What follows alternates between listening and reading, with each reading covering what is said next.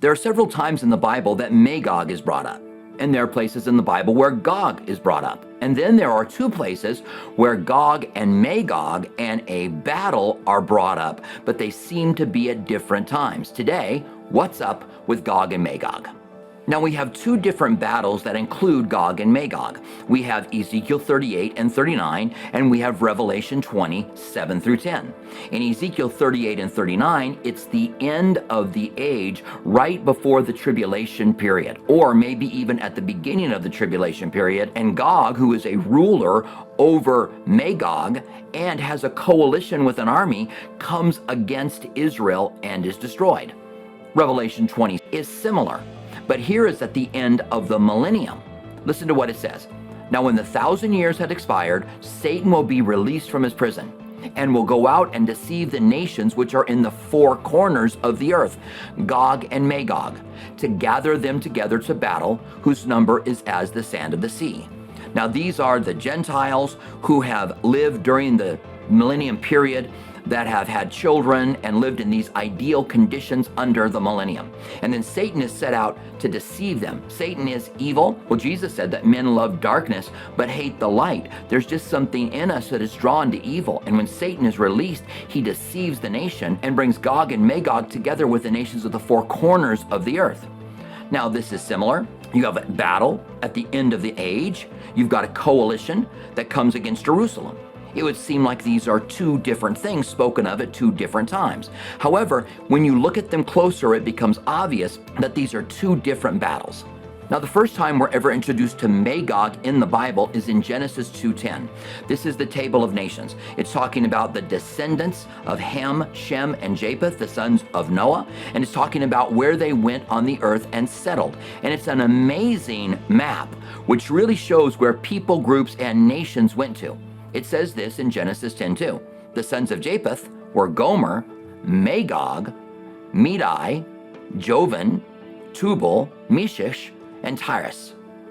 Now, Magog is mentioned here as one of the sons, but what's interesting is the rest of these are also people groups and nations that started moving north up into the area of Turkey and eventually up even higher, maybe even all the way to Russia or to parts of Europe. But it was over time that they went through that way.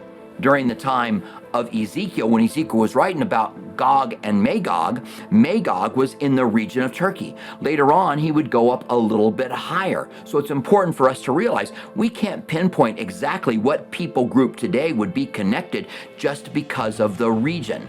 We do know that they are the descendants of Magog, and we're going to see that Gog is a leader of a nation called Magog. Listen to what it says in Ezekiel 38, 2 through 6. Son of man, set your face against Gog of the land of Magog. So note there, he is a leader of the land of Magog. He also rules over more. The prince of Rosh, Meshech, and Tubal. These were other brothers mentioned in Genesis chapter 10, verse 2. And prophesy against him and say, Thus says the Lord God, Behold, I am against you, O Gog, the prince of Rosh and Meshech and Tubal. I will turn you around, put hooks into your jaws, and lead you out with all of your armies, horses and horsemen, all splendidly clothed, a great company with bucklers and shields, all of them handling swords, Persia, Ethiopia, and Libya.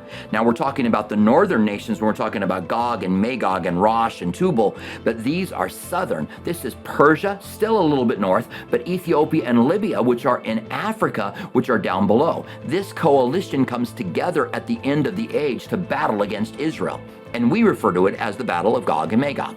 It goes on to say, Persia, Ethiopia, and Libya are with them, all of them with shields and helmets, Gomer and all of its troops. There's another one mentioned in Genesis 10:2. The house of Togarmah, which wasn't mentioned there, from the far north and all of its troops, many people are with you.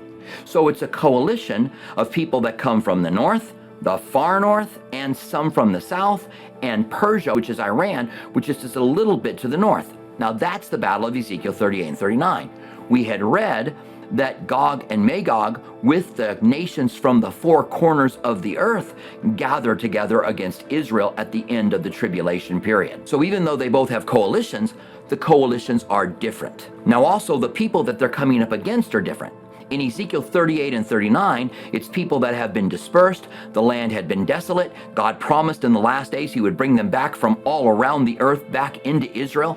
Jesus himself even said that Jerusalem would be trampled underfoot by the Gentiles until the time of the Gentiles is fulfilled. And so Ezekiel 38:8 says, after many days you will be visited. In the latter years you will come into the land of those who brought back the sword and gathered them from the people to the mountains of Israel.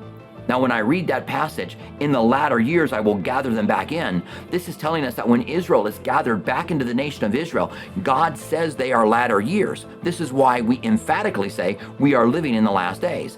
It goes on then to say, which had long been desolate. They were brought out of the nations, and now all of them dwell safely. So God brought them out of the nation. We're seeing that happening today. People moving back into Israel, God bringing them there, and then it says they will dwell safely. Now that hasn't happened yet. They've been brought back into the land, but something's going to happen to make them dwell safely. Perhaps the peace treaty with the Antichrist spoken of in Daniel chapter 9. Now, the people living in Jerusalem during the Millennium period, it's at the end of the Millennium, they haven't been gathered back together. That happened 1,000 years before it. And now this army comes up against them and is destroyed almost immediately, devoured from fire that comes from God and devours them. In Ezekiel, they are all killed and they are fed to the birds. It's similar in that way to the Battle of Armageddon. So then, who is Gog and Magog, and why are they brought up in these two different battles that are similar, but obviously different battles? Well, Gog is a leader in the last days. Some connect him with the Antichrist. I don't know whether we would want to do that or not, but he is a significant leader over a significant people, and he puts together a coalition.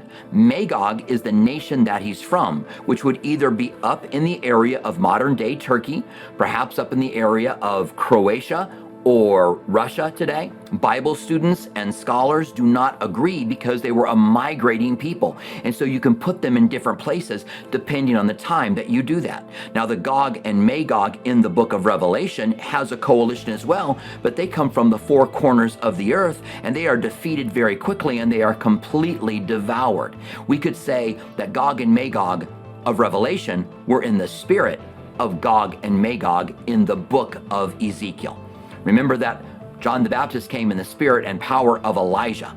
I think that there are even demonic spirits that are behind it, and Satan himself is behind empowering Gog, whoever he is, and using the nation of Magog to try to attack Israel. We'll learn more as time goes on, because we see that there is a coalition today coming against Israel, and we are not that far off from the battle of Gog and Magog. We may be gone before that ever takes place, but even right now there's battles taking place all around Israel, and it's only a matter of time until we will see the Gog and Magog wars. Hope this helps. God bless you. We'll see you next time on Hot Topics.